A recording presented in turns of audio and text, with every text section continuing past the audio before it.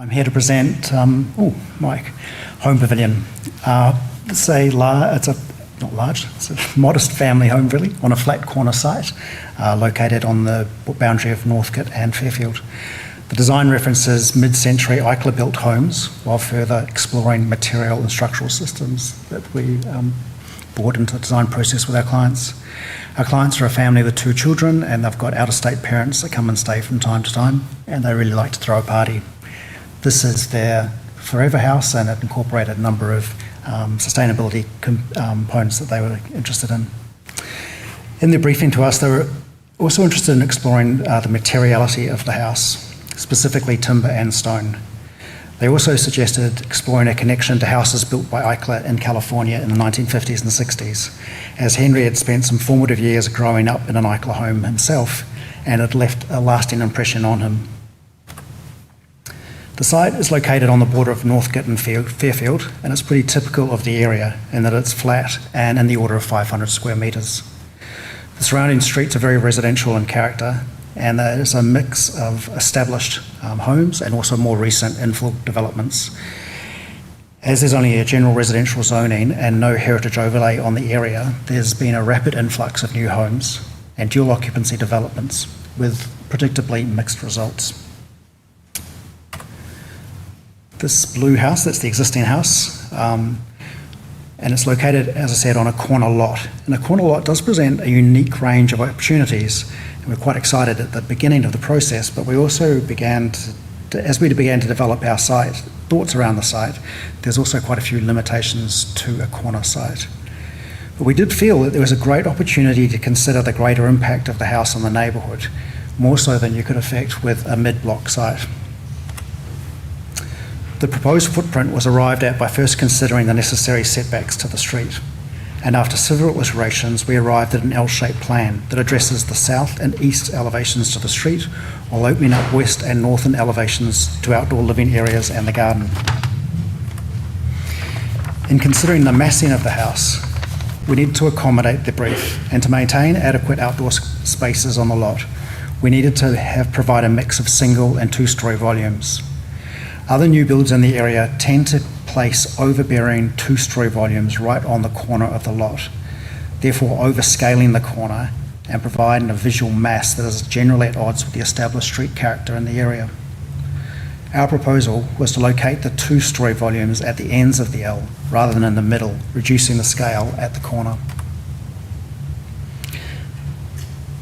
To the south, the 2-storey volume to the south is a second living area with kids' bedrooms over. The massing is further broken up into 2 narrow volumes, creating a rhythm of void and solid, which then provides screened light and views from adjacent internal spaces. To the east, there's a multi-purpose space with guest bedroom and home office over, and the main entry is under the canopy, which suspends between. The covered multi-purpose space fulfills a number of brief requirements, but it also acts as a car space, which no car ever parks on there. It satisfies a planning requirement. The single-storey pavilion is on the corner, and it becomes a low-slung pavilion and houses the main living spaces and the main bedroom.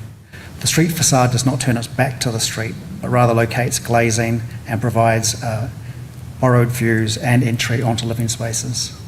This wing then reads as a standalone pavilion, naturally lit from 3 sides, well connected to the outdoors, and with a robust, legible materiality specifically suited to our clients.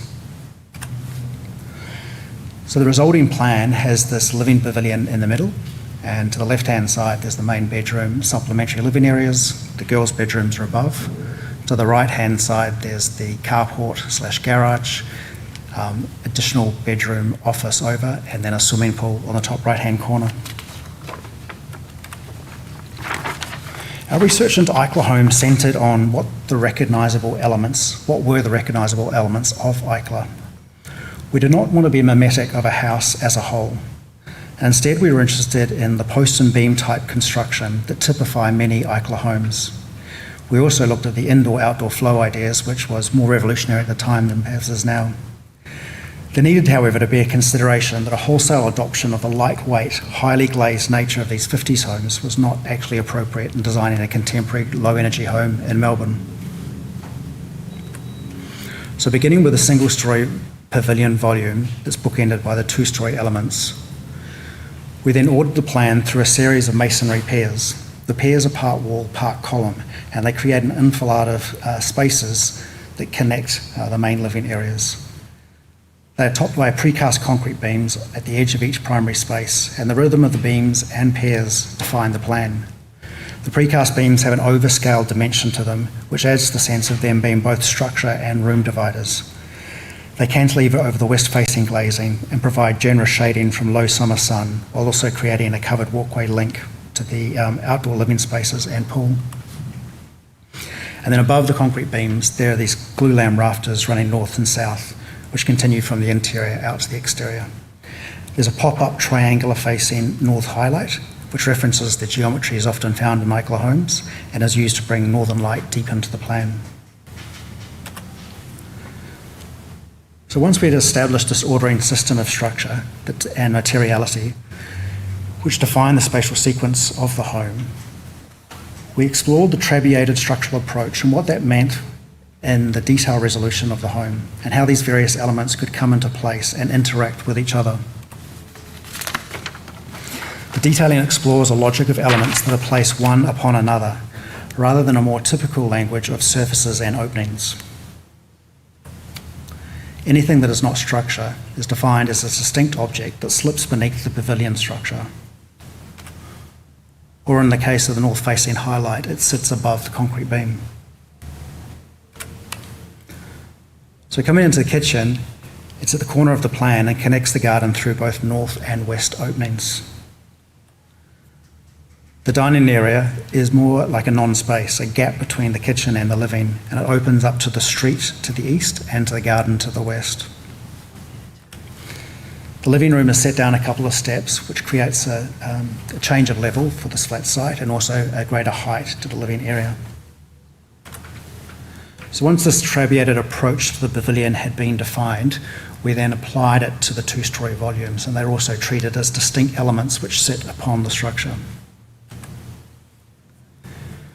We were initially very hesitant about locating a lot of glazing to the west, but the large overhang created by the beams and a concealed motorised external blinds across the facade helped to mitigate summer sun.